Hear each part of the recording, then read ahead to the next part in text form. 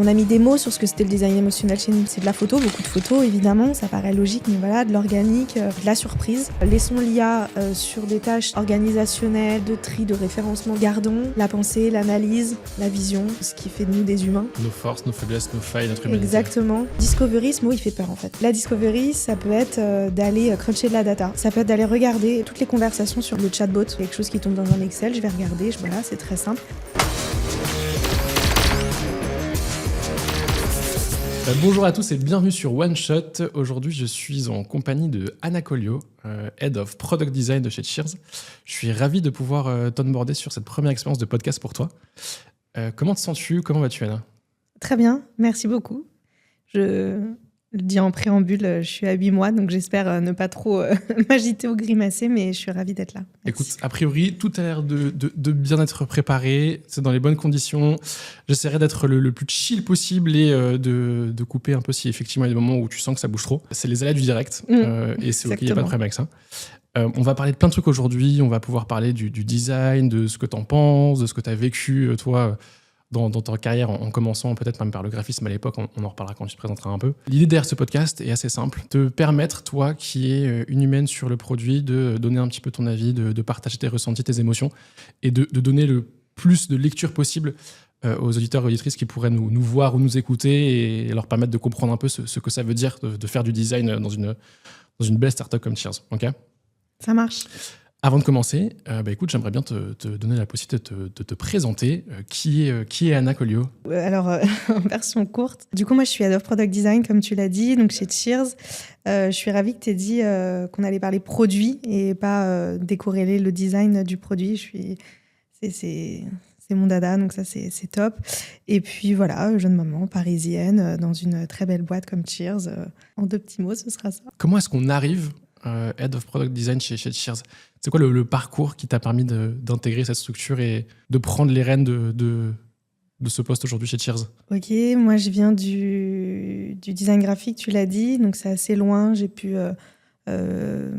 bouger sur la partie digitale et produits UX quelques années parce que je sentais que c'était ce qui allait arriver, hein, plus que le print et l'identité de marque. Voilà, c'était le futur, donc j'ai pu bouger là-dessus. Et après ça, je me suis formée sur la partie UX dans un premier temps, puis produit. Puis très vite, j'ai senti que j'avais envie d'avoir plus de visibilité, plus d'impact, apporter ma vision justement, qui est de moins décorréler le design du produit, ce qui existe, ce qui est pas, je suis pas la seule à avoir cette vision-là évidemment, mais voilà, et de pouvoir rencontrer une boîte dans laquelle le design fait partie du produit. Et ça, c'est grâce à ma CPO, la CPO de Cheers, qui fait du produit un ensemble avec des passerelles et de la communication, et qui n'appartient pas que au product manager ou au product owner, selon, voilà. Donc, du coup, qui est plus vaste, avec une expérience client qui est au niveau de la boîte, etc. Donc, c'est tout ça que j'ai rencontré.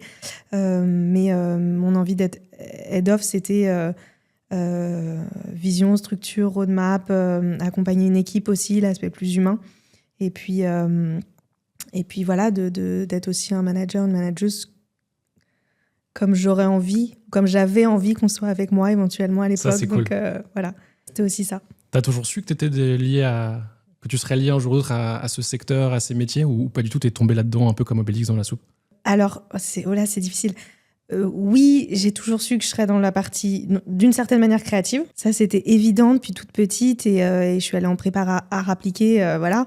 En art appliqué, on a architecture, textile, communication, et j'oublie la 4e spécialité, tant pis pour moi, c'est pas grave. Et donc, fallait que j'aille dans l'une des 4, je savais pas dans laquelle je tomberais. Il se trouve que c'est la communication, et je suis rentrée par le design graphique.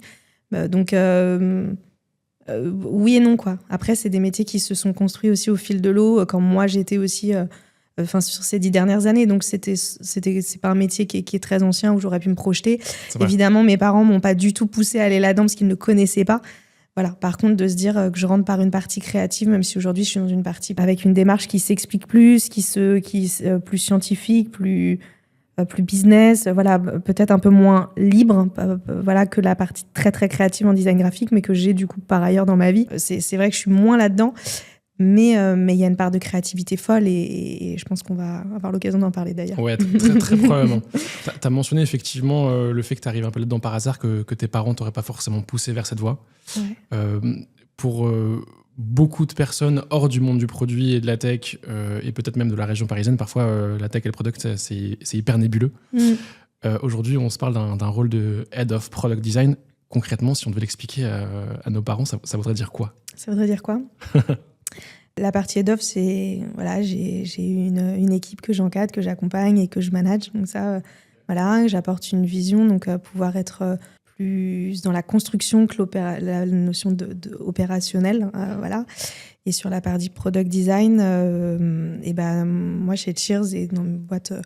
Le product design, c'est concevoir l'expérience d'achat de l'expérience. Chez Cheers, comme ça, je ne vais pas faire une définition générale, concevoir l'expérience d'achat en ligne sur le site internet ou les applications Cheers pour pouvoir créer son produit photo. On n'a pas parlé de Cheers, mais Cheers, c'est un site et une app de création de produits photos personnalisés. Donc des produits avec ces photos numériques téléphone qui deviennent des produits imprimés. Ça peut être un album photo, ça peut être des tirages, ça peut être des magnettes, ça peut être des cadres, des calendriers. Il y a énormément de produits qui sont très qualitatifs et très créatifs. Voilà, on ne va pas trouver le petit clip art sur un vieux coussin. Voilà, ce n'est pas du tout notre truc. On est sur des produits qualitatifs et d'une très belle qualité pour valoriser le souvenir des personnes. Et en fait, pour avoir ces produits de qualité, on veut une expérience d'achat en ligne, qualitative, émotionnellement intéressante, qui fonctionne. Et donc, ma partie product design, c'est que mes équipes et moi-même, on fasse la meilleure expérience d'achat, la plus fluide, la plus agréable possible, pour permettre à tout un chacun, notre cible, on va dire déjà, d'imprimer ses photos et de garder ses souvenirs et de les voir et de les revoir et de sourire ad vitam aeternam avec les photos qu'ils ont imprimées. Je comprends tout à fait ce que tu partages. Tu as parlé notamment d'émotions, de qualité, de produits digital qui lient à un produit physique. C'est des produits qui sont liés à un bout de vie et à des bouts d'existence. Tu as parlé du fait que je parle du product design et pas simplement du design. Ouais. Ça veut dire quoi aujourd'hui, être head of product design versus être head of design ? On va parler si on parle des contours métiers, ça risque d'être différent dans d'autres boîtes et je veux choquer personne. Nous, c'est comme ça chez Cheers et en tout cas, ça colle avec ma conception. Donc, ça reste qu'un point de vue sur le métier. On va être assez humble là-dessus. Néanmoins, Head of Design, on va pouvoir tout à fait encadrer la partie design de marque, de graphic design, etc. Ça va faire partie de ça. Moi, je ne touche pas du tout à cette partie-là. Chez Cheers, je travaille avec une autre Anna, qui, elle, est la directrice artistique et la Head of Design en tant que telle. Enfin, je ne sais pas si c'est ça son titre, mais disons que c'est elle qui a entre les mains l'image de marque. Et moi, j'ai, avec les spots publicitaires, l'image sur nos réseaux sociaux, etc., qui doit vivre en grande cohérence et qui grandit avec les contraintes qu'elle a et que j'ai et qui sont très différentes. C'était passionnant. On a refait un rebranding en 2024. On a fait évoluer notre image de marque. On a fait ce travail-là. Alors, pas que toutes les deux, évidemment, les équipes et d'autres ont été complètement impliqués, mais à deux têtes. Donc, le Head of Design et le Head of Product Design doivent pouvoir vivre ensemble sur des supports d'application différents. Et sur la partie produit, moi, je vais avoir des outils qui sont liés aux produits, qui sont déjà la finalité qui va être le business, l'achat, etc. Et puis des contraintes qui sont produits et des assets qui sont produits. Donc, la discovery qui peut aussi évidemment s'utiliser en direction artistique. Mais voilà, je suis liée aux produits, au numérique, online. Et c'est ça mes supports finaux. Voilà. Donc si je comprends bien, c'est pas uniquement le design tel qu'on le perçoit dans le site en termes de beauté, d'esthétique, mais c'est vraiment le design en termes de fonctionnalité, en termes d'enjeux business, en termes de création de produits, le delivery, la mise du coup du produit sur étagère et comment on va réussir à le vendre, à le marketer, ce genre de choses, c'est ça ? Il y a de ça. Après, la partie design, c'est-à-dire à quoi ça ressemble sur le site, c'est complètement nous. Je vais prendre un exemple. On a dans nos couleurs primaires, etc., une problématique. Nous, on a light mode, dark mode, par exemple. C'est pas une problématique qui existe en graphic design. Donc, est-ce qu'on peut se permettre d'avoir une couleur qui soit différente, alors que c'est notre couleur primaire, notre couleur identitaire de marque, qui est le bleu, différente, pour qu'on puisse faire vivre un dark mode qui soit d'un grand confort pour nos utilisateurs.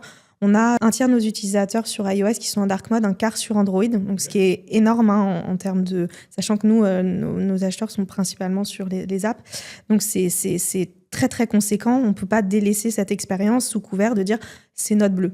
Voilà. Donc il y a eu des discussions avec l'équipe qui est en charge de ça, avec qui on a travaillé sur comment on travaille notre palette. Et l'idée, c'est de se dire, il faut que ça marche partout, quel pas de côté on peut se permettre de faire, etc. Donc de dire, on a du bleu ici, on n'en a pas, c'est tel bleu, c'est pas juste entre les mains et nous, juste on applique, on fait du fonctionnel. On va aussi aller sur lui, on va aussi aller travailler évidemment l'image, ce qu'on voit. Et ce sera pas toujours appliqué pareil que sur les réseaux sociaux, les newsletters qui sont là pour le coup entre les mains de la directrice artistique. Mais c'est travailler et on a acté ça ensemble parce que on l'a travaillé en amont et on sait quelle visibilité, quels besoins on a, qui sont potentiellement différents. Donc voilà, si lui, on a cette partie visuelle aussi très forte, avec ses différences et ses cohérences avec l'interface, mais effectivement liées au fonctionnel, liées aux contraintes app compliant, etc. Donc oui, ça vit très fort avec l'interface, c'est sûr. Full scope. Il y a aussi est-ce qu'il y a du coup en complément de ton job un autre head of product, un CPO, tu as parlé de ta CPO, ta CPO, toi qui es head of product design, une head of design, j'imagine peut-être des head of engineering. Oui, on a des head of engineering, on en a sur la partie front, c'est découpé entre app et web, back, etc. Donc on va avoir un découpage de cette manière-là. Et après, côté PM, on a 3 squads chez Cheers actuellement. Et du coup, on va avoir un PM sur chaque squad. On a une personne qui va être en lead au-dessus, mais on n'a pas de head of product. Moi, je rapporte à ma CPO, les PM aussi.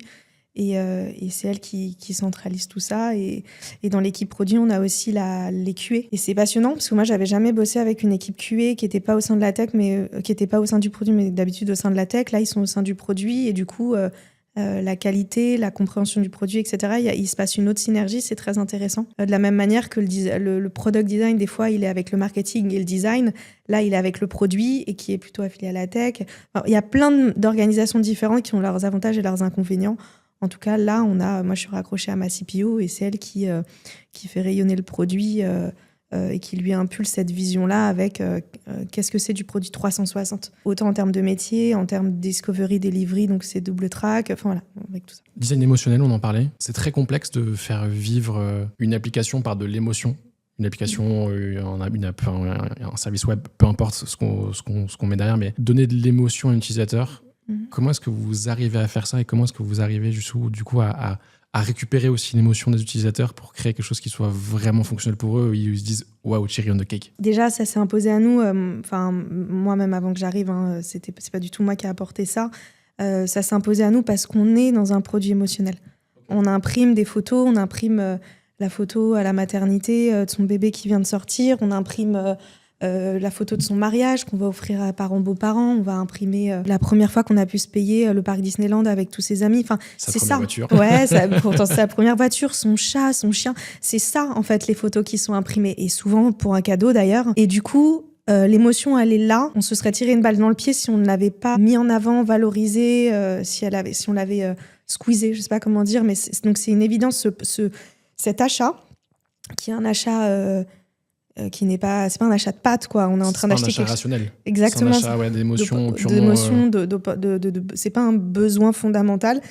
C'est un achat plaisir et du coup, faut se rappeler ça. Et du coup, avec cette touche d'émotion en termes de déclencheur, donc on était obligé. De fait, on bascule vu qu'on est dans un produit émotionnel, un produit physique. On était obligé d'être dans un produit digital émotionnel. Qui vient de compléter ce scope-là. Exactement.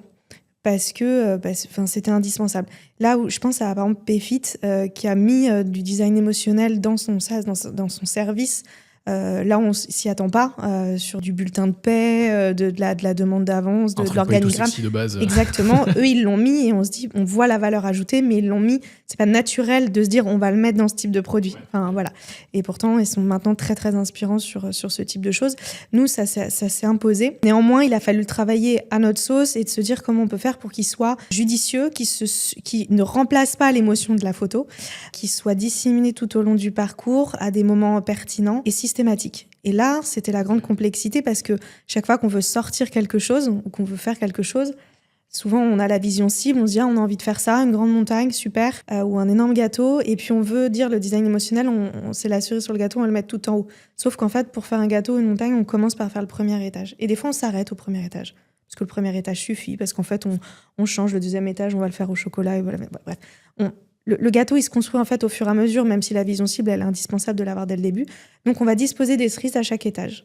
D'accord. Et c'est indispensable pour nous qu'à chaque fois qu'on construit une petite brique, que ce soit en discovery sur une fake door où on va se dire on teste l'appétence avec une fake door ou qu'on vient mettre une fonctionnalité ou un produit en place, très MVP, et ben dans chaque chose, que ce soit un petit test, un MVP ou quelque chose d'un peu plus abouti, on va travailler son wording, on va travailler ses animations, on va travailler la façon de le présenter, on va travailler les visuels, la surprise.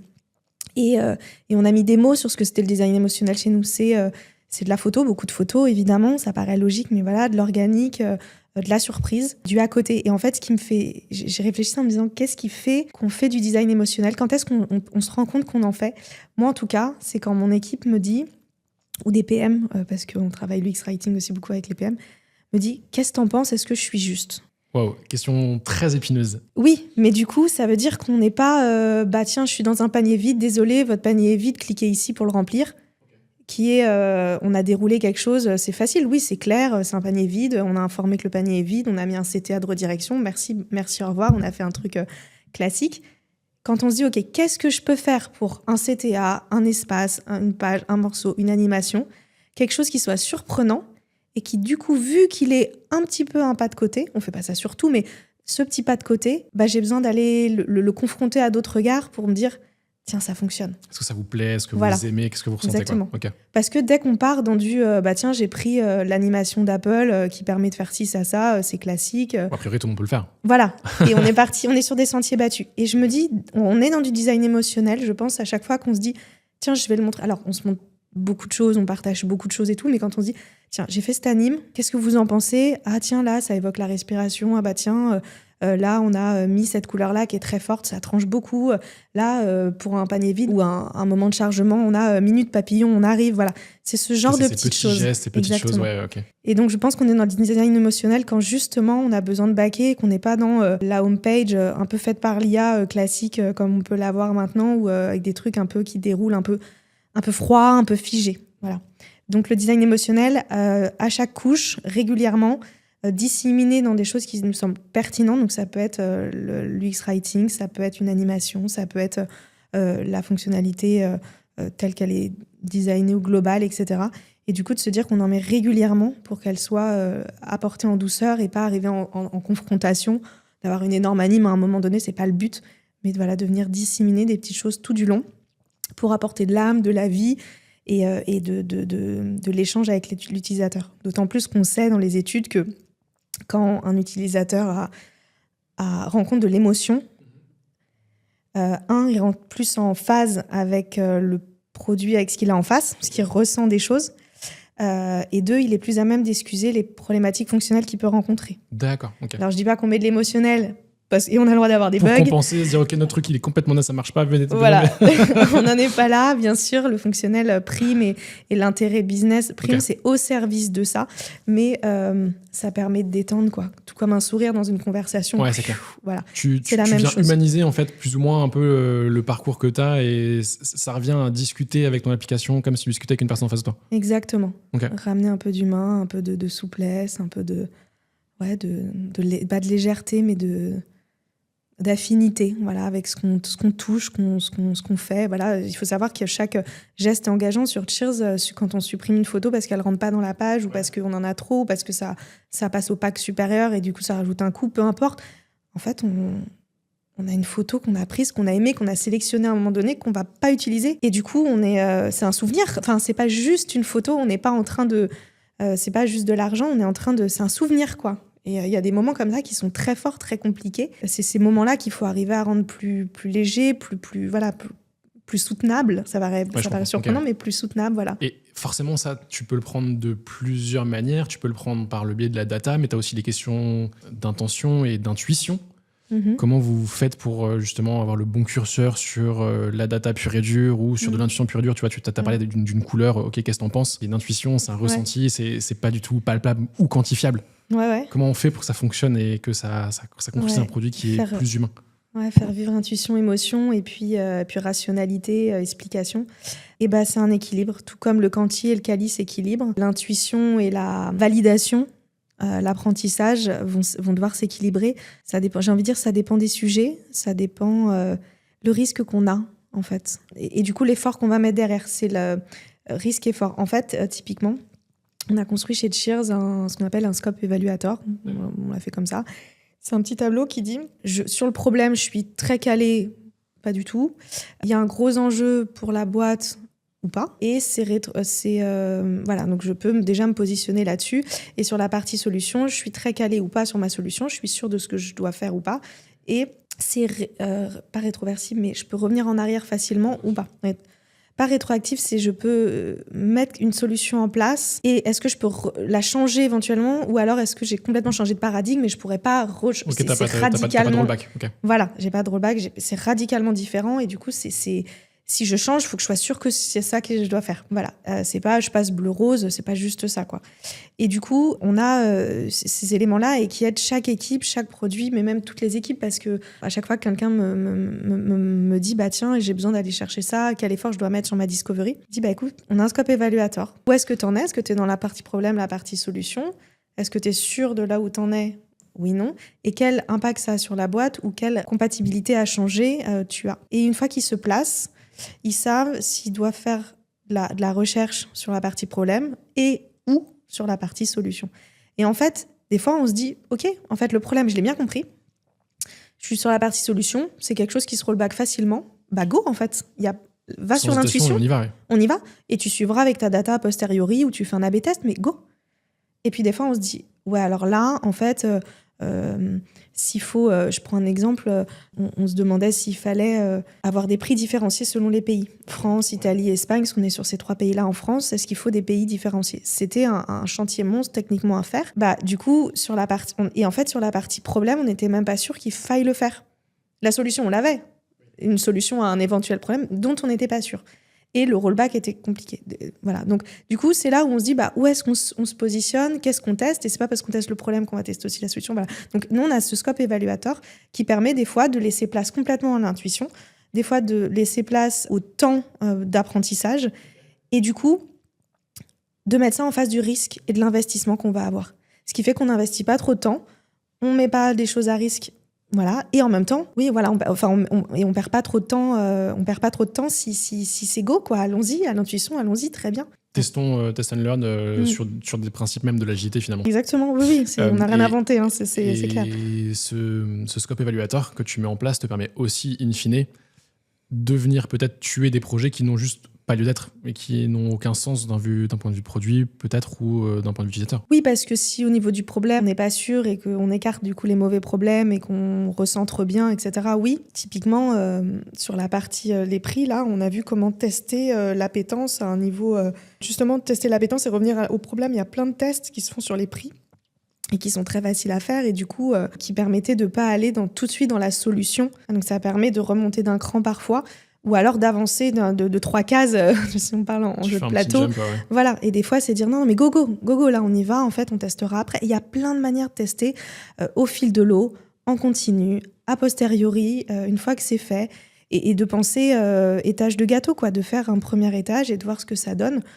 Typiquement, pour un nouveau produit physique, donc c'est pas une fonctionnalité digitale, il y avait une fonctionnalité digitale derrière, mais pour un produit physique, on a commencé par faire une fake door et c'était OK. Et c'était OK parce que, alors que moi, je suis pas, ça ressemble à un dark pattern de dire tiens, je voudrais. Je te dis qu'il y a un produit qui est là, tu cliques, puis t'as rien. Dans l'absolu, c'est un dark pattern. Ça me gêne si on en met partout. Quand on le fait de manière très mesurée et que derrière, on explique à l'utilisateur pourquoi on l'a fait et qu'il s'y retrouve parce que je crois on l'a fait sur un nombre très limité d'utilisateurs. On l'a fait et on avait un dédommagement. Alors, on n'enlève pas la déception sur le moment, Mais c'est pas juste, tiens, je te prends de la donnée, merci, au revoir, ciao, quoi. Voilà. Et derrière, potentiellement, c'est eux qu'on peut recontacter en premier si on développe la fonctionnalité, etc. Donc, il y a une sincérité dans la démarche qui est pas, je te prends de la donnée, voilà. Mais du coup, voilà, ça, intuition, nouveau produit, bah go, en fait. Et puis, du coup, ça nous permet tout de suite de voir dans l'organigramme, est-ce que c'est le bon endroit où on vend ce produit-là, donc où est-ce qu'on le met dans le menu, où est-ce comment on l'écrit, comment on le merge, voilà. Avant même d'avoir développé le moindre élément en tech ou produit sur ce produit physique. Simplement, on voit l'appétence. Ben ça, c'est la part à l'intuition soutenue par de la donnée, de la recherche, etc. Donc les deux cohabitent complètement. Il n'y a pas d'opposition. Et au contraire, ça permet de ne pas avoir la grosse pancarte il faut faire de la discovery avant de faire quoi que ce soit. Non. En fait, ça vit ensemble et ça vit bien ensemble. Ça amène forcément du coup sur le sujet effectivement de ce que tu fais après. Parce que là, tu laisses une porte ouverte à tes équipes pour tester, créer, itérer et potentiellement innover sur l'AppCheers. Ça amène vers de la recherche, de la discovery, qui est un sujet qui peut être agréable ou pas pour une équipe. Comment tu fais, toi, pour t'assurer que ça se passe bien au niveau de la team sur tous les sujets de discovery et que ça va pas être perçu typiquement comme OK, de la recherche, on va financer encore 1 mois, 2 mois de recherche, d'idées qui en vrai vont servir à rien, quoi. Ouais. Alors, je dis pas qu'il n'y a pas eu ces pensées-là. Hein. Et je dis pas qu'elles peuvent pas être encore là parfois, hein, j'en sais rien. Et déjà, je leur dis, j'ai de la chance d'avoir une CPO qui est complètement conquise, guérie, enfin voilà, qui est notre premier sponsor là-dessus, voilà.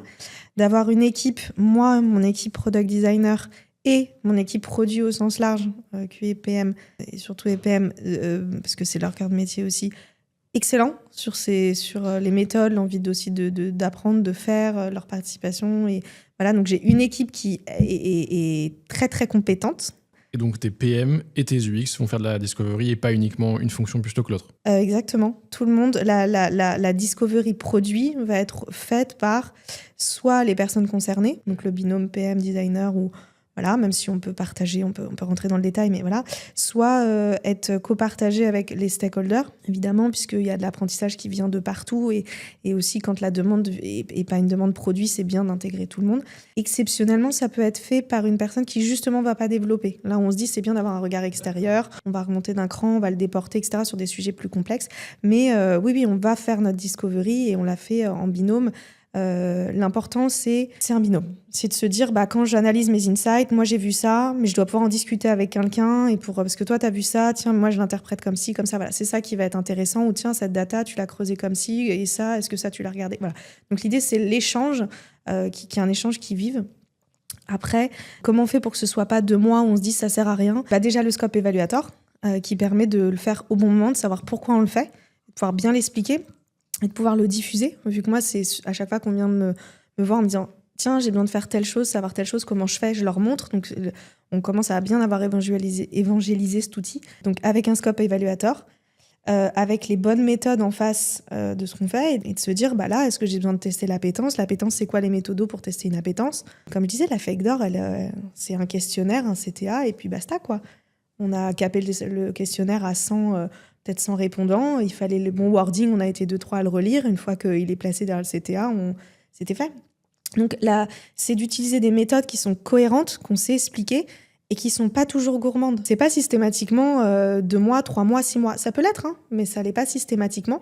Et en fait, dans Discovery, ce mot, il fait peur, en fait. Ce mot, justement, derrière, il y a 2-3 mois de research en tunnel. Hyper effrayant. Exactement. Alors qu'en fait, la Discovery, ça peut être d'aller cruncher de la data. Ça peut prendre 1 heure, une journée. Ça peut être d'aller regarder toutes les conversations sur le chatbot de la journée, de la semaine, voilà. Okay. Nous, c'est quelque chose qui tombe dans un Excel, je vais regarder, je peux faire un filtre, et puis voilà, c'est très simple. Exactement, on l'a même automatisé. Alors je vais remettre à César ce qu'il y a à César, mais l'équipe support Happiness Team chez nous, avec l'équipe data, ont automatisé ça. Ça tombe dans un outil qui nous permet de filtrer, de savoir, etc., quels sont les sujets qui remontent sur quoi, sur quelle page, sur quel device. Pareil, ça peut me prendre 1 heure. Et ça, en fait, on met pas le mot discovery parce que c'est pas, ça n'a pas l'ampleur. Et en fait, la discovery, c'est un ensemble de méthodes de recherche. Donc, on va dire que si je crunch la data, c'est pas de la discovery, c'est une méthode de recherche. Mais quand on la coupe, on coupe ça avec le fait de regarder les notes des stores, les reviews des stores, de regarder le chatbot, de regarder, se replonger dans la dernière interview utilisateur, dans les derniers questionnaires, dans je sais pas, des choses qu'on a pu faire en interne aussi. Des fois, on fait des choses enfin, la donnée interne des utilisateurs en interne nous sert. Typiquement, on a chez Cheers un formulaire que tout un chacun peut faire pour remonter des problèmes et des opportunités. Et ben, on va puiser dans ce board-là pour voir s'il y a ces problématiques qu'on observe. Elles sont observées en interne. On peut aller recontacter les personnes pour voir quand est-ce qu'elles l'ont eu, pourquoi, etc. Donc, en fait, tout ça, c'est des méthodes de recherche. À partir du moment où on utilise 2, c'est une discovery. Et il y en a qui durent 1 heure. Et c'est juste qu'il faut qu'on... Et ce mot, il a été inquiétant, il était galvaudé, alors qu'en fait, c'est très simple. Voilà, il faut juste qu'on arrive à peut-être l'utiliser d'une autre manière ou à mieux l'expliquer. Mais une fois qu'on arrive à moins l'utiliser, à utiliser à bon escient, à bien expliquer les méthodes, bah oui, on rassure tout le monde, on ne part pas dans 2 mois de tunnel et on se donne rendez-vous semaine prochaine. Et on va vous faire un point d'étape. Peut-être ça durera 2 mois, parce qu'on va faire ça, puis ça, puis ça, puis ça. Mais rendez-vous la semaine prochaine, on aura déjà des choses à vous dire. Et ce qui fait que typiquement, dans chaque sprint review, toutes les 2 semaines, on a un sprint de 2 semaines, il y a une minute design et discovery. Et toutes les 2 semaines, on explique les petites choses qu'on a fait en discovery sur les 2 semaines. Soit on découpe si c'est quelque chose d'assez grand. On dit, on a fait ça, on a rencontré 3 utilisateurs, pour l'instant, on a vu ça... soit parce que ça se prend sur un temps long, soit on est capable on a déjà regardé le chatbot, fait l'analyse et dit quel était le plan d'action, parce qu'en 2 semaines, on a le temps de faire plein de choses. Donc voilà, c'est justement de ne pas l'utiliser que pour le temps long de grosses recherches sur 2 mois. On surestime parfois, je pense peut-être le terme effectivement de discovery, ou en tout cas on le surévalue comme étant quelque chose de contraignant, ce qui n'est pas le cas, a priori de ce que je comprends. Mais est-ce que ça peut parfois avoir quand même quelques limites ? Oula, c'est une bonne colle. J'ai envie de dire non, j'ai jamais vu de limite à la discovery. J'ai pu voir des limites à une mauvaise discovery, c'est-à-dire yes, ça, quand différent. on fait quelque chose, voilà, on se lance dans un truc et on dit mais en fait on le savait, là t'as pas regardé les datas, on a ça, ça nous donnait les tendances, vu le risque qu'il y avait sur le sujet, il n'y avait pas besoin de faire plus, merci, au revoir, quoi. Voilà, donc une mauvaise décision de discovery, mais j'ai jamais fait une recherche de data, une recherche de... Enfin, on parlait des analyses de chat, enfin, peu importe, où on se dise, j'ai rien appris. Au pire, on se dit, ça confirme, et c'est bien, et tant mieux, parce que si on allait le faire, c'est qu'on avait estimé qu'il y avait un risque, donc tant mieux d'être bien confirmé, normalement, si on le fait pour des bonnes raisons, mais on a toujours appris des choses. Et... Pardon, je te coupe. Ça pourrait peut-être être des limites liées au temps passé, à vouloir creuser trop quand c'est pas forcément nécessaire, ce genre de choses. Parce qu'effectivement, tu vas toujours apprendre. Ouais. Et peut-être que tu peux avoir l'envie ou la sensation de... Le biais cognitif de en vouloir toujours plus. C'est ça, et de se dire « Ah non, je peux faire mieux ». Ouais, mais c'est là où je reviens au scope évaluateur. Qu'est-ce que je me donne comme temps pour quel besoin, avec quelle méthode, quel rendez-vous je donne à mon manager, à mon binôme, à ma sprint review. Et en fait, c'est là aussi où...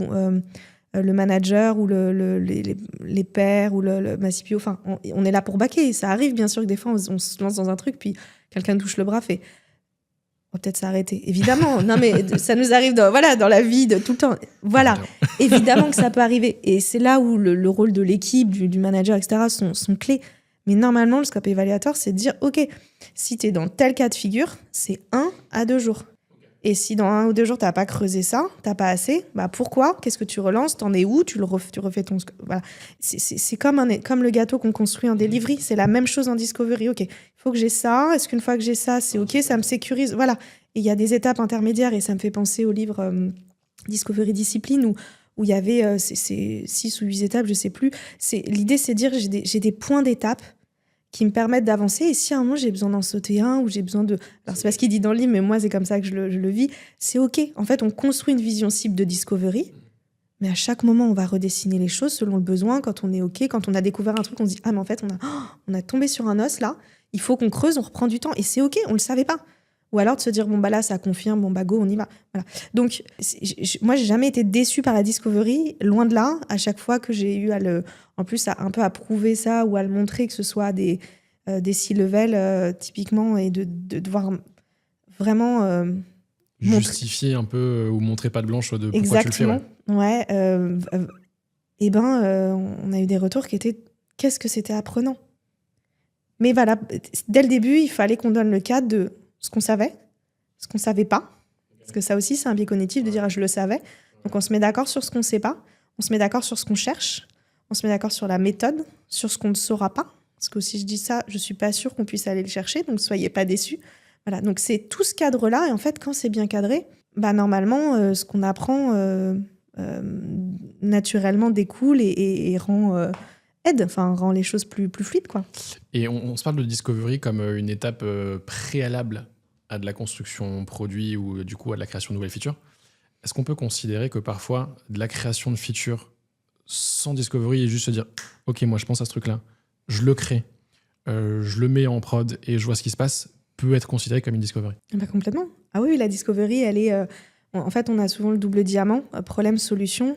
On voit dans certaines modélisations le après, qui est, j'ai pas le nom, mais l'analyse, et qui permet de reboucler éventuellement. Mais évidemment, il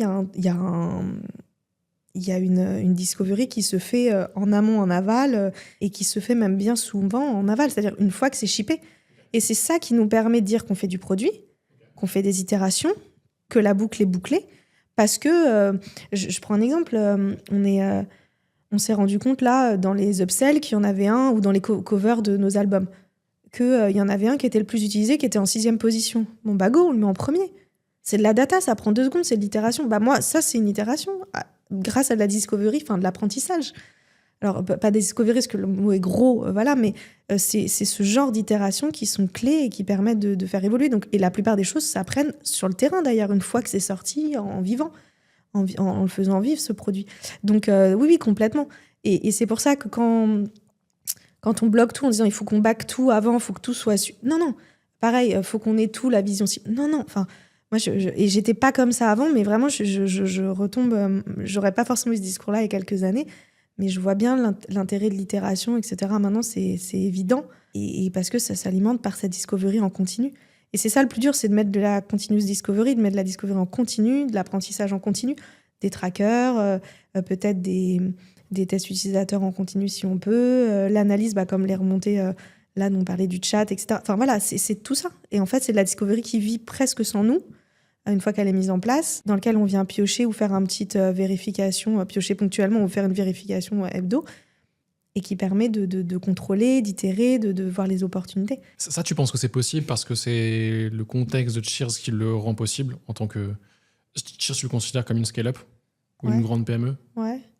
Où t'es passé par vente privée, qui est du coup un produit à un niveau complètement différent, où j'imagine que... Enfin, je vois pas très bien le ratio entre les deux, mais tu dois être sur un scope worldwide très très fort entre VP, qu'il est peut-être un petit peu moins pour Cheers. Complètement. Est-ce que tu as une différence notoire entre ce que tu partages là et la capacité à le mettre en place chez Cheers versus peut-être des grandes structures comme VP ou d'autres? Alors la grande différence, c'est que Vente Privée a monté son pôle digital, interface, et a internalisé, ce qui avant était externalisé pour un pure player, avec un pure player de cette taille-là, donc licorne française, a internalisé au bout de 12, 13, 14, 15 ans, enfin, je sais plus exactement, mais on va dire 12 ans, pour être sympa. Très tard. Nous, Cheers s'est construit en disant, maintenant, il nous faut un acteur qui nous permette de faire nos produits photos sur l'app. On était les premiers à le faire en France. Et du coup, en fait, le produit physique a été lié tout de suite au produit digital. Donc, la maturité en produit est très forte, ce qui n'est pas le cas du tout chez Vente Privée. On a construit. Enfin, moi, je suis arrivée, je me suis formée avec une équipe on venait d'embaucher des gens en disant « Ok, on fait un pôle digital, UX/UI ». Du coup, pas de recherche au début. On a commencé à tester Test API, des choses comme ça. Donc, on a construit. Je dirais que moi, j'ai fait plus des choses early produits chez Vente Privée que chez Cheers, où plein de choses étaient déjà mises en place, où déjà ma boss était là depuis un moment, ma CPO. Et c'était construit sur du produit physique. Donc, là où je peux, quand même, pour répondre à ta question, chez Cheers, c'est plus facile de mettre des choses en place, ça va plus vite en termes de politique, etc. Voilà, et puis il y a moins de monde, etc. Maintenant, je crois que ce qu'il y avait en creux dans ta question, c'est tout ce dont je te parle là, c'est particulièrement chez Cheers, ça peut se mettre partout. Ça peut se mettre partout, c'est pas un problème. Je pense qu'il faut effectivement des bons sponsors, des personnes convaincues. Donc là, j'en reviens encore une fois à mon équipe, mes pairs, les personnes dans mon équipe avec cet excellent travail et ma CPO, et des personnes qui, j'imagine, quand ils l'ont recruté, qui ne sont plus là aujourd'hui, l'un des des fondateurs, etc., qui ont beaucoup cru là-dedans et ont donné une puissance au produit. Hein. Je pense pas qu'elle soit seule dans le bateau, mais voilà, qui est un excellent sponsor là-dessus. Avec d'autres équipes, je parle de mes pairs, du coup, l'équipe data, je parlais de l'équipe marketing aussi, qui va, du coup, forcément, alors elle se dispatche en plein de sous-équipes, mais qui vont être très forts dans l'analyse de chiffres ou dans la recherche, etc., dans le merch. On va aussi avoir l'équipe support où je disais, voilà, l'expérience client, les retours clients. Typiquement, là, on était cette année dans l'analyse des retours clients. J'ai une mauvaise qualité de photo. Qu'est-ce que la mauvaise qualité ? Et en fait, quand on creuse, il y en a, c'est mal cadré, d'autres, c'est pixelisé, d'autres, c'est trop foncé. Ça ne veut pas dire la même chose pour tout le monde. Donc, comment on fait pour dipper, pour aller comprendre, ça veut dire quoi ce mot valise de qualité photo ? Et ça, on le fait avec les équipes, on le fait avec tout le monde. Et du coup, quand on a une expérience client qui est au centre, copartagée, avec des sponsors forts et des personnes excellentes pour le mettre en œuvre, parce qu'il faut aussi engager des personnes qui savent faire de la discovery et qui savent la mener judicieusement. Bon, on a un combo gagnant. Et du coup, je dis pas que c'est un de tous les jours, mais on arrive à faire des choses qui sont pour moi d'une grande qualité. On n'a pas à rougir et je suis très fière. Donc je pense que si un jour je devais bouger, j'aurais cette exigence-là de voir la même chose ou cette largesse pour pouvoir l'amener, le proposer. Voilà, donc, mais oui, je dirais pas un ovni parce qu'il y a plein de boîtes qui font des choses très très bien, mais on n'est pas toujours dans cette souplesse-là et dans ce sponsoring-là, donc oui, c'est une grande chance. Et c'est lié du coup aussi mécaniquement, de ce que je comprends, à l'inexistence des silos entre les différents métiers, market, produits, tech. L'inexistence, je sais pas, parce que ça, c'est toujours compliqué. Mais oui, le fait d'abolir le plus possible les silos, de converger effectivement vers des OKR communs, exactement. Donc oui, je saurais pas dire si... On a toujours des prismes un peu différents parfois. Tout ne se mesure pas, tout n'est pas forcément lié au business de manière directe. Par exemple, quand on crée un événement, on n'a pas de ROI direct. On crée de l'événement, on crée du contenu, etc. Donc, silo, c'est pas le bon mot, mais on a parfois des perspectives et des points de vue un peu différents qui peuvent nous rendre la vie dure. Mais voilà, quand on converge vers des objectifs qui sont les mêmes... OKR similaires. Exactement. Les management qui vous suit et qui embarque au global. Exactement. Et puis une trajectoire, une vision aussi de boîte qui est très claire. Où est-ce qu'on veut aller, comment on veut aller, qui est-ce qu'on est, qu'est-ce qu'on veut pas être. Voilà, donc quand il y a tout ça, ça permet de donner un cadre qui est le plus facilitateur possible. Ok, très clair. T'as parlé forcément du besoin de sponsoring, du besoin d'évangélisation. Ça nous amène sur les C-level et surtout comment est-ce qu'on fait ça, in fine, parce que beaucoup de designers se sont très probablement déjà posé la question, ou de product ou dev, en se disant comment je fais passer un message tech, produit design à une personne qui n'est pas tech, produit design, en lui disant que c'est la bonne chose à faire. Ou à contrario, comment j'arrive à lui faire comprendre que c'est pas bon et qu'on va dans le mur. Ouais. Comment on fait ça ? Dans la douleur, beaucoup, je crois. Là, je viens de terminer un article où je dis vraiment là-dedans. Et en fait, moi, ce que j'entends, et c'est la structure de l'article, c'est vraiment qu'on entend ces arguments dès qu'on veut en parler à des personnes qui sont un peu plus distants ou qu'on n'en parle pas bien, hein, parce que ça, il peut y avoir les deux. C'est trop cher. La discovery, c'est cher. C'est trop long. On n'a pas le temps. C'est coûteux. Non, c'est coûteux, je l'ai dit. Il faut produire de la valeur tout de suite. La discovery ne produit pas de valeur dans l'imaginaire. Dans l'inconscient collectif, ouais. Voilà. Et on le sait déjà. On en a un peu parlé précédemment. On le sait déjà, il est fort.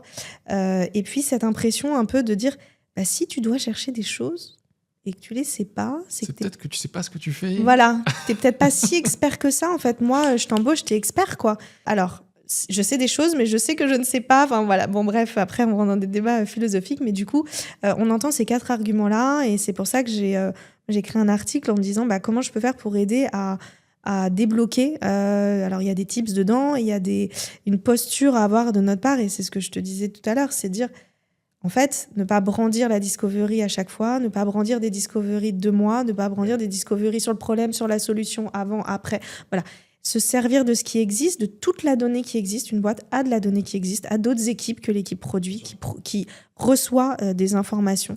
Et donc, de prendre déjà le puzzle comme on a, comme il existe, et de voir les pièces qui manquent. Est-ce que ces pièces qui manquent, elles sont nécessaires pour avancer ? Si elles ne le sont pas, avançons. Et on les aura, on finira par les avoir. Peut-être qu'on n'en a juste pas besoin maintenant. Et c'est OK. Moi, je travaille beaucoup avec les C-level chez Cheers, ou pas que chez Cheers, et les C-level de chez Cheers actuellement, mais ou les précédents, ou voilà, à détricoter ces quatre, comment ça s'appelle, ces quatre présupposés qui sont ça va être long. Non, t'inquiète, je reviens la semaine prochaine avec ça. De dire, tu délivres pas de valeur.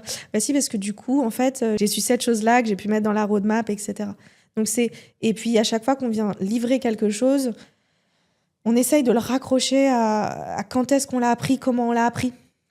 Donc, c'est du temps long pour évangéliser ça, mais ça permet, au fil de l'eau, de raccrocher, de justifier et de pas séparer Discovery, Delivery. C'est vraiment 2 tracks qui avancent en parallèle. Tu viens du coup apporter de la justification, de la preuve pour éviter un peu la confrontation et la barrière frontale du non, mais en fait, je veux pas, ça sert à rien, ou j'en ai pas le budget, ou je pense qu'effectivement ça déjà. Ouais, je pense que de toute façon, dans une boîte et quand on a besoin de business, quand on a besoin d'avancer, etc., tout doit être prouvé. Enfin, quelque part, je le prends pas comme une défiance auprès de la Discovery ou de mon travail, de dire tu dois expliquer, argumenter, déjà juste que la personne comprenne. Enfin, voilà quoi. Expliquer pourquoi on le fait, comment on le fait, etc. Donc, effectivement, on peut aller jusqu'à des personnes qui sont très, très dans la défiance et donc le besoin de preuves, mais le curseur, il est aussi de juste, en fait, pourquoi on fait ça ? Je prends un exemple. J'ai aidé l'équipe des C-Level, entre autres, mais à faire une recherche sur la partie image de marque, savoir comment était perçue notre marque par nos meilleurs clients. Et en fait, j'avais mis là-dedans, à la fin, de questions plus formelles, plus classiques, etc. J'ai mis à la fin un petit portrait chinois, 3 petites questions. Et en fait, à la fin de ces 3 petites questions, à l'issue de ce test, il y avait quelle place serais-tu, quelle place serait Cheers, voilà, quel animal et quel personnage. J'ai mis ces 3-là. Et on m'a dit, mais pourquoi t'as fait ça ? Genre, what the fuck, vraiment, à la fin, on est sur combien de fois t'as acheté, nanana. Aucun sens, Anna. Ouais, pourquoi ? Et puis, c'était pas de la défiance, c'était vraiment, mais là, tu m'as perdu, je comprends pas. Ouais, de la pas. compréhension totale, quoi. Ok. C'est resté. Donc, c'est que j'ai réussi à expliquer pourquoi c'était intéressant. Je leur ai expliqué que quand on va rentrer dans un entretien, on avait d'abord besoin de confort, de savoir ce qui allait arriver. Puis ensuite, de pouvoir donner un éclairage sur des choses très factuelles, faciles. Puis après, de demander à l'utilisateur d'analyser, de prendre la hauteur, de pouvoir critiquer. Puis de pouvoir aller dans un aspect plus créatif, voire noter, etc. Donc, il y avait une façon de mener un entretien qui fait qu'on peut lâcher les chevaux et on peut aller sur du what the fuck à la fin. Déjà, le mettre au bon moment. Je leur ai dit, moi, je trouve ça intéressant de le faire à la fin parce que ça nous donnera autre chose que du factuel, ça nous donnera une teneur sur ce qu'ils ressentent avec leurs mots, pouvoir aller sur un autre terrain qui soit plus libre pour eux. Cette fameuse intuition. Exactement. Et du coup, quand on leur demandait, pour vous, Cheers, ça serait quel plat ?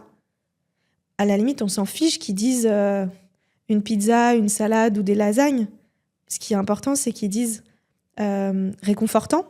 Ouais, une pizza parce que je me sens bien, c'est mon truc détente. Qui se partagent comme une raclette, des lasagnes, un truc... j'ai mon album, j'ai envie de le montrer, mon cadre, j'ai envie de l'afficher. Une salade parce que c'est coloré.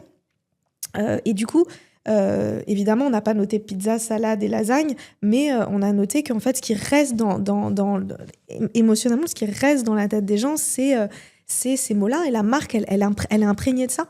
Donc nous, on est une marque qui est auprès de nos clients comme un plaisir. On reçoit le colis, on sourit, ça réconforte, etc. Donc c'était ça qui est intéressant. Et du coup, c'est là où, en fait, c'est pas forcément de la défiance quand on me dit pourquoi t'as fait ça, pourquoi telle question, pourquoi telle méthode, etc. Mais de venir expliquer pourquoi moi je pense que c'est bien. Et des fois, on change, y a pas de souci si je peux me tromper, mais parce qu'il faut arriver à convaincre aussi. Mais oui, expliquer les méthodes, pourquoi cette méthode à ce moment-là, pourquoi ça j'y tiens, ou pourquoi ça, tant pis, on le coupe. Et puis des fois, ça m'arrive de pas pouvoir faire ce que je recommande. Et c'est OK, en fait. C'est OK. C'est pas grave. L'important, c'est qu'on soit à l'aise d'avancer ensemble avec la vision qu'on a. Mais voilà, c'est intéressant aussi. Il y a un autre élément qu'on a fait. On a sélectionné une vingtaine de fonctionnalités qu'on préconisait pour l'année 2024. Ça fait déjà 1 an. fin 2023, et on a envoyé ces 20 fonctionnalités sous forme de questionnaire en explicitant ce que c'était, machin. On l'a envoyé à un pool de personnes bien réparties chez Cheers, donc des cheersers, et à des clients. Et on leur a demandé, avec la méthode Kano, de nous dire s'ils pouvaient complètement s'en passer ou pas du tout. Enfin, ils devaient noter, il y a ces 2 questions dans la méthode Kano. Est-ce que j'en aurais complètement besoin? Est-ce que je pourrais complètement m'en passer? Il y a 2 notes, ça donne un score. Et on a fait rencontrer à la fin ce que nous, on pensait en interne, des 20 fonctionnalités qu'on pensait être les best pour le 2024. Versus ce que tes clients pensaient. Exactement. Et résultat, il y en a une qui était top pour les 2, qu'on a mis à la roadmap le mois d'après. Donc, parce que ça tombait bien dans le calendrier, très bien. Et du coup, c'était important de dire ça vient de là. Et quand on l'a sorti, quand on a montré les chiffres, que ça a fonctionné, on a dit ça vient de là. Et du coup, c'est pour ça que je dis, c'est pas avoir la preuve, c'est dire là, c'était intéressant. Par contre, ce qui était très intéressant, c'est qu'on avait aussi ajouté une question qui était est-ce que c'est novateur? Est-ce que c'est nouveau pour vous? Nous, on bench toutes les apps du marché. Ce qui est nouveau pour nous l'est pas du tout pour les utilisateurs. Et inversement. Donc en fait, nous, on disait vu et revu, bien sûr. Mais pour eux, pas du tout, parce qu'ils sont pas du tout sur les mêmes apps que toi. Et ils sont pas sur Cheers et autre chose, etc.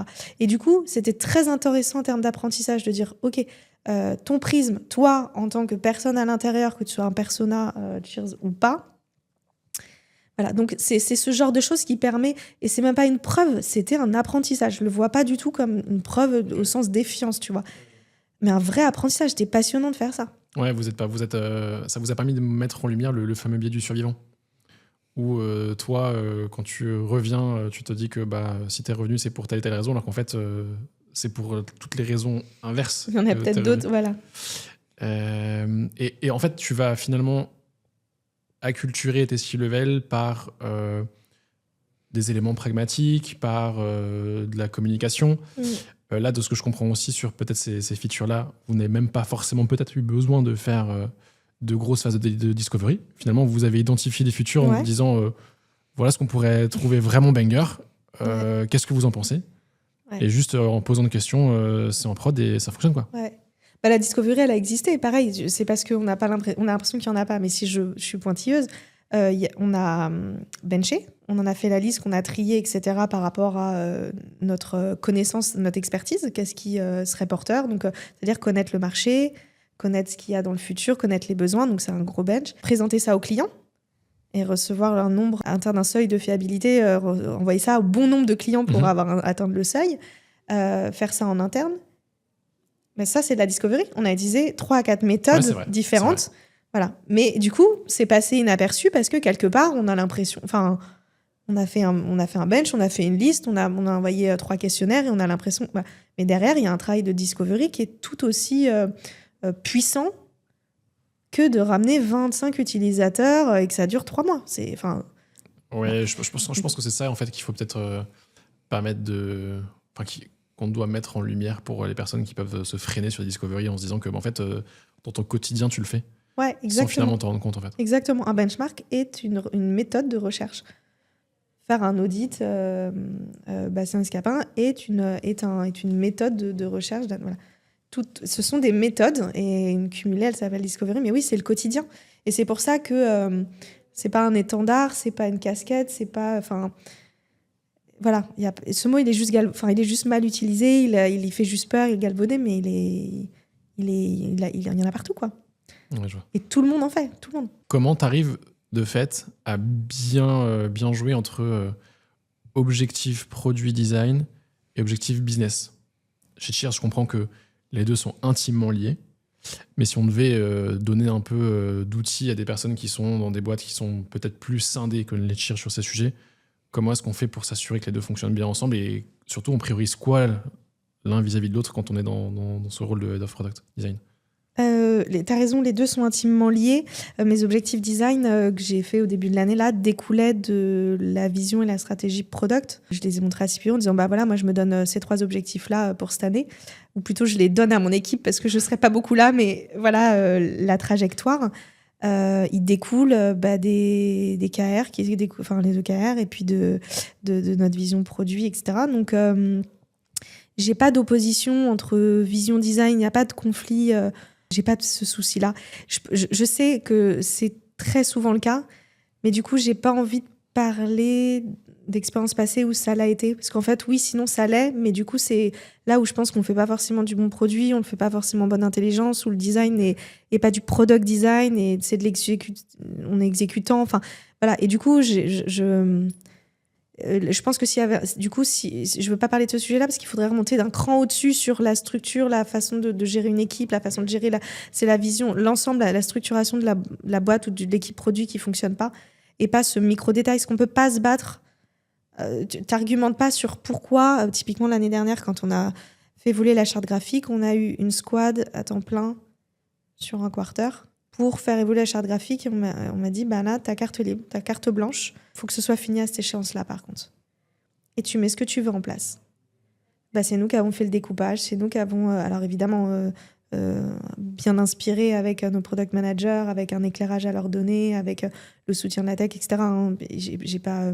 On ne vit pas dans un monde tout seul, mais c'est nous qui avons priorisé, c'est nous qui avons découpé, c'est nous qui avons... mais parce qu'on ne vient pas justifier pourquoi j'ai besoin de temps, d'image de marque et d'alignement entre mon design digital, mon produit et mon design graphique. Si j'en suis à argumenter ça, c'est qu'on a loupé un truc à l'échelon supérieur. Voilà. Donc du coup, quelque part, je pense que ça doit venir d'un peu plus haut. J'ai pas cette problématique-là, heureusement. Et quand je l'ai, bah, des fois, j'arrive à avoir gain de cause. J'ai des raisons, non, mais c'est pas ça, mais gain de cause. Et des fois, on me dit, non, là, ça passera pas, ma cocotte. C'est pas la prio. Ok, bon, bah, j'adorerais, mais je comprends. Je comprends pourquoi on fait pas ça. Je comprends parce que là, il y a une dette technique qui est très forte, parce que là, il y a besoin d'accompagner de manière massive le business sur un nouveau produit physique. Enfin, voilà, c'est OK. C'est OK, il n'y a pas de souci. Et de fait, est-ce que c'est plutôt un bon sales qui peut vendre un mauvais produit ou un bon produit qui va être vendable par peut-être de mauvais sales?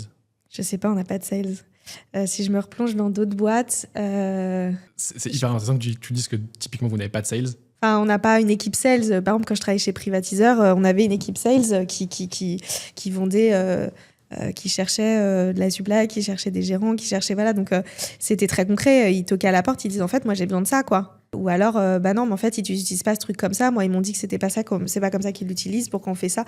Voilà, donc j'ai pas du tout, même si j'ai bien sûr des stakeholders, évidemment, mais j'ai pas ce rapport-là vraiment à une équipe sales comme on peut l'entendre. Par contre, effectivement, sur du merch ou du nouveau produit physique, on peut avoir cette problématique-là, de cette discussion, de dire j'ai besoin de ci, j'ai besoin de ça. Ouais, on vend pas un mauvais produit, donc je sais pas. Je crois que de toute façon, toutes les décisions qu'on prend, elles sont partagées, elles sont explicitées. C'est à ça que ça servent les sprint reviews aussi. C'est des moments où on dit pas juste on a développé ça. On dit pourquoi on l'a fait dans ce cadre-là, qu'est-ce que ça fait, quelles pourraient être les itérations, qu'est-ce qu'on traque. En disant bah ça, on sait que c'est peut-être un peu sommaire ou c'est peut-être pas abouti, voilà, mais on va le traquer. Ou alors dire oula, on a vu un loup là, voilà. En fait, ça sert à ça aussi les sprint reviews. Donc, et dans les sprint reviews, il y a les stakeholders. Et du coup, si c'est pas on essaye de vendre un produit qui fonctionne pas en ligne, c'est pas ça. C'est OK. On en a parlé, on sait, on est tous dans le même bateau, quoi. Mais normalement, on peut pas faire un produit si on peut pas le faire en ligne, on peut pas avoir le produit. Donc, on vend pas un produit qui fonctionne pas, non. Non, mais c'est clair. Mais du coup, ça montre bien que tu peux aujourd'hui vendre un produit par du feedback utilisateur ou par une réflexion centrée utilisateur, ouais, sans sales, en te disant que l'utilisateur et le produit se suffisent à eux-mêmes, puisque vous arrivez à faire un produit qui grandit, avec des équipes qui grossissent, sans avoir de sales qui vont bien vraiment travailler et chercher l'utilisateur sur viens tester mon produit, il est trop cool. Tu vois. Oui, non, mais dans ce cas-là, oui, on n'a pas une équipe sales, on a une équipe growth, on a une équipe réseaux sociaux, on a une équipe SEO, enfin, on a une équipe à ce niveau-là, si. Mais moi, je disais sales, je l'entends, voilà, on n'a pas de sales à proprement parler, mais après, si aller réactiver notre base, chercher des utilisateurs, chercher des nouveaux, connaître nos clients, bien connaître notre cible, nos personas, ça, c'est partagé. La cible, évidemment, avec la partie, avec l'équipe marketing. Nous, nos personas, on les a refaits il y a un an, je crois. Donc oui, on a une activation, on a un travail de ce côté-là. On n'a pas tout le monde. En plus, c'est un secteur très très concurrentiel au milieu de l'impression photo.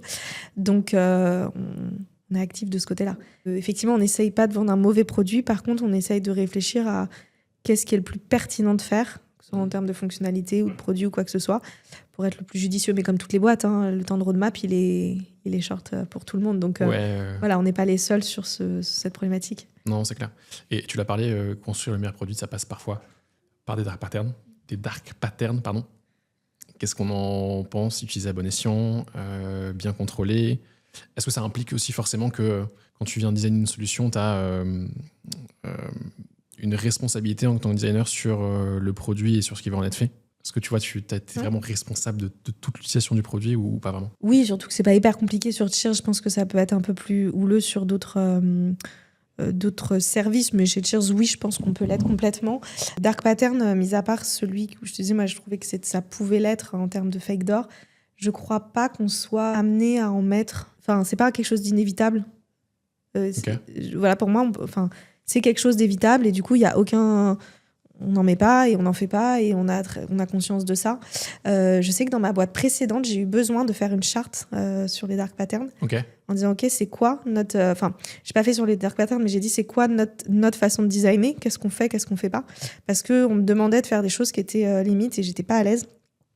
Chez Cheers, j'ai pas du tout cette problématique-là. On m'a jamais mis ça sous les yeux ou j'ai jamais eu de débat là-dessus, pas de souci. Par contre, effectivement, je pense qu'il y a une éthique dans le design qu'on a naturellement et je crois que c'est aussi pour ça, quand je parle avec les cheersers, je vois bien que tout le monde apprécie de travailler dans le milieu de l'impression photo. On n'est pas en train de vendre ni du pétrole, ni de la crypto ou j'en sais rien. Enfin, je dis pas que c'est pas bien la crypto, mais des choses qui sont peut-être plus bancales ou voilà. Donc, on est très à l'aise de dire, éthiquement, on travaille dans un secteur qui apporte de la joie, qui est une nécessité. Avoir une photo imprimée, on sait via les études que ça fait du bien aux enfants, ça fait du bien aux parents, ça fait du bien d'avoir des souvenirs, ça rappelle des choses pour toutes les générations. On a des études que ce soit sur des grands-parents ou jusqu'aux enfants, donc c'est important.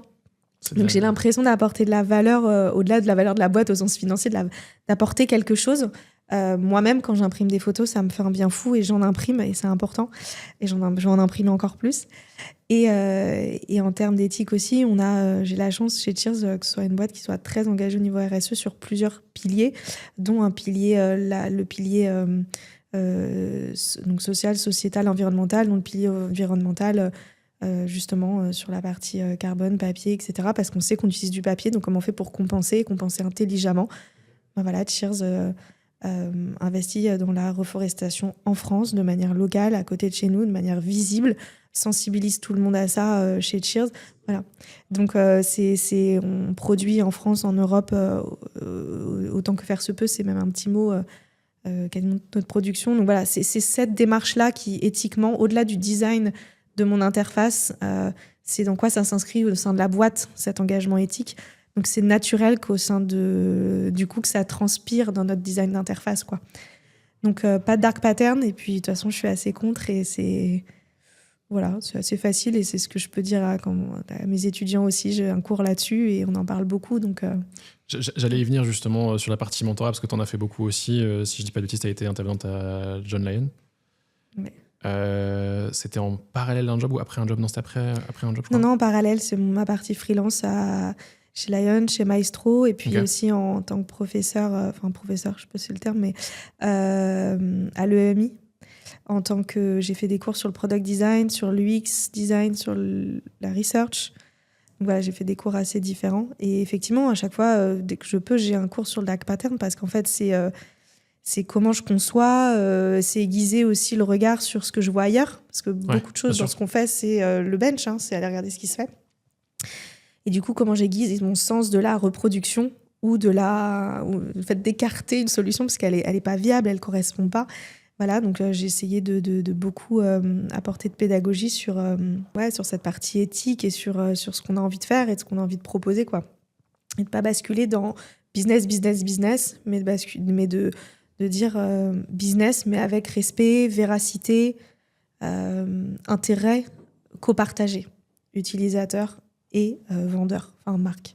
Tu viens effectivement du coup de parler du mentoring, de ce que tu fais en externe et en freelance. Il y a eu sur les dernières années une recrudescence de formations complémentaires pour du product, du design, de la tech. Est-ce qu'aujourd'hui, un designer qui passe par une de ces écoles a les mêmes compétences qu'un designer qui est plus vieux sur le marché, avec plus d'expériences différentes, qui n'est pas forcément flagué UX, UI ou product designer. C'est quoi les profils aujourd'hui qui existent et les différences majeures qui entre elles? Je faisais moins de recrutement avant, donc je ne pourrais pas comparer. Je peux juste dire que moi, je me suis formée sur le terrain, dans une équipe. Je ne connaissais rien. J'avais une approche UI parce que je faisais du design graphique, mais voilà. Et j'ai conscience qu'on n'est jamais complètement formé en sortant d'école. Donc, je ne sais pas trop si on est plus ou moins qu'avant. En tout cas, ce n'est pas un problème de ne pas être complètement formé. Par contre, je pense qu'en termes de posture, les écoles là où j'ai pu parfois, pas toutes, mais où j'ai pu parfois enseigner, c'était accompagner cette nouvelle génération de manière manquer un peu un peu trop d'ego, un peu moins humble, etc. Donc je sens que voilà, c'est plus la posture et du coup les soft skills. Parce qu'en fait, malheureusement, heureusement, mais quand on est junior, ce qu'on va regarder, c'est beaucoup le soft skill. Et les soft skills, du coup, parce que c'est la façon d'être qui va importer, parce que c'est est-ce que la personne a envie d'apprendre, la personne est ouverte, est-ce qu'elle sait travailler en groupe, parce que c'est ça qui va la faire évoluer, plus que ce qu'elle sait déjà, parce qu'elle ne sait pas grand-chose, et c'est normal. Et du coup, s'ils ne travaillent pas cette posture-là, si les écoles ne les accompagnent pas et que des personnes arrivent avec leurs gros sabots, bah, voilà, ça peut coincer. Donc, c'est plutôt ce rapport-là qui, pour moi, est compliqué dans les recrutements. Après, on a eu tout un tas de formations, ce qui fait qu'on a un gros pool de personnes et de jeunes qui sont arrivés sur le terrain et qui, aujourd'hui, se bousculent, quoi. On les apprend pas forcément à se démarquer aussi. Donc, voilà, je pense que toutes les formations n'ont pas la même qualité. On est assez expéditif et il y a beaucoup de gens on n'en a pas parlé, mais j'avais fait aussi l'Open Classroom sur la formation UX Design, etc.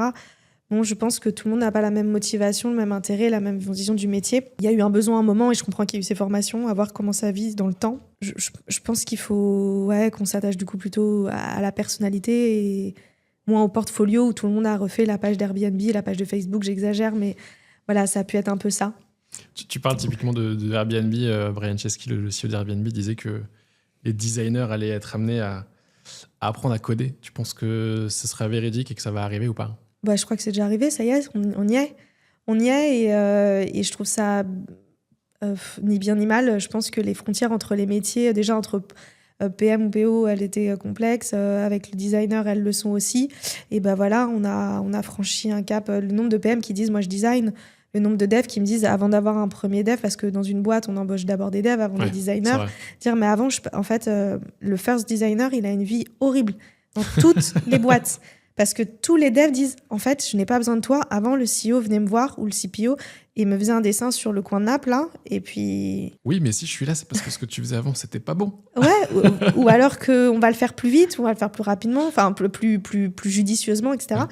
Donc, en fait, la première personne à qui il faut convaincre, c'est le dev.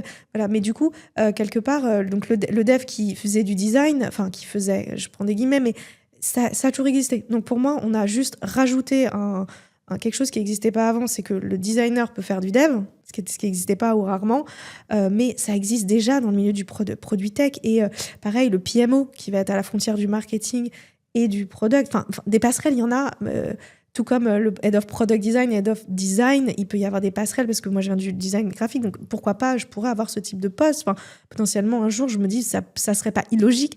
Donc ça existe, pour moi, c'est pas un problème. Par contre, comment ça vit dans une boîte, jusqu'où ça va, quelles sont les limites à ça, est-ce que c'est pour faire de la discovery? Moi, je vois dans mon équipe, on a développé depuis 1 an et demi le low-code. On pousse des choses comme ça en low-code qui sont développées par mes designers, et c'est OK. Il a fallu faire de la pédagogie, évidemment, mais c'est OK parce que c'est dans une mesure qui est limitée, qui n'est pas demain, en fait, on n'a plus besoin de dev. Pas du tout. Par contre, pour tester, faire de la discovery sur des sujets, faire pousser une landing page, pousser un truc, trop bien. Tu peux déjà le faire en solo, ouais. Exactement. Et du coup, on sort de la boucle. Nous, on les fait en binôme designer-stakeholder. On libère du temps de PM et du temps tech, de roadmap. Et à chaque fois, on estime. Ça prendrait combien en low-code, ça prendrait combien en code. On estime le temps. Si ça peut être fait, que ça prend pas trop de temps, que ça peut être fait aussi bien pour tester et que ça prend moins de temps, donc on le ferait pas. Donc c'est pas un problème. Je pense qu'on y est déjà. Par contre, de la dire tel métier va remplacer, pas du tout. Je pense que c'est très bien qu'il y ait plusieurs casquettes, plusieurs regards pour défendre le PM. Ils défendent d'autres choses que le product designer, qui défendent d'autres choses que le stakeholder marketing, sales, whatever, etc. On a besoin de tous ces regards. Ils sont complémentaires, ils sont nécessaires. Je pense qu'un designer qui est la voix notamment de l'utilisateur ne peut pas remplacer un dev qui va être la voix de la tech et du PM qui va être la voix de... Voilà.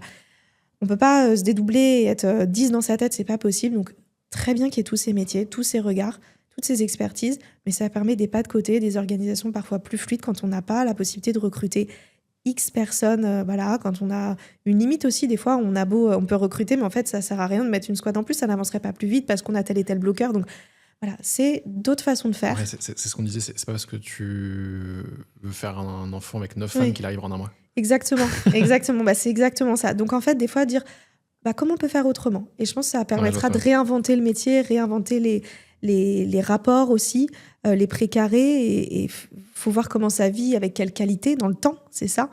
Mais pourquoi pas. Moi, mes designers, par exemple, ils font des tickets, des specs, etc. Parce que peut-être pas aussi bien que le ferait sous Y poste, mais c'est OK. C'est OK. Voilà, il faut qu'on puisse tous mettre un petit bout du puzzle. Et là aussi, ça se complète agréablement, avec une bonne intelligence. On a conclu sur du coup l'évolution un peu et le fait que les designers vont devoir changer un peu leur manière de faire. Penser avec d'autres métiers et d'autres compétences dans leur scope de métier. Puisque forcément, il va y avoir toutes les aides qui vont arriver aussi avec les IA. Naturellement, des Lovable, des Bolt, des UX Pilots. Bref, c'est ceux dont on se parle aujourd'hui et qui seront probablement déjà pas les mêmes quand on s'en reparlera dans 6 mois, un an. C'est clair. Une question qui est, sera-t-on toujours là en tant que designer, en tant que dev, ou sera-t-on remplacé par des IA ? À laquelle je vais déjà dire non. Tout de suite. Je pense que je me mouille pas trop en disant non maintenant tout de suite. Là. Oui. Que ça viendra un peu nous aider, nous améliorer au quotidien. Et non, pour toi, là, si tu devais envoyer un message à toi-même là, pour dans 10 ans, tu voudrais dire quoi ? C'est dur comme question, ça. Je sais pas, pour rebondir sur ce que tu disais avant, peut-être que penser par soi-même, c'est important. Ouais. Je disais, c'est ce que j'essaye d'enseigner à mes étudiants, personnes que j'accompagne, c'est de distinguer le vrai, le faux, le juste, le pertinent, le malin. D'arriver à se positionner.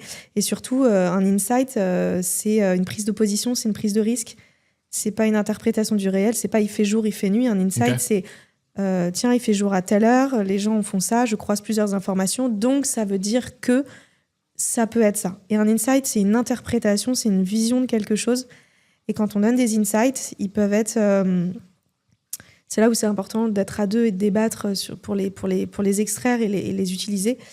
Mais un insight, c'est une vraie prise de position. Et ça, une IA, je pense qu'elle ne peut pas le faire, et du moins, elle ne peut pas se substituer à une réelle prise de position.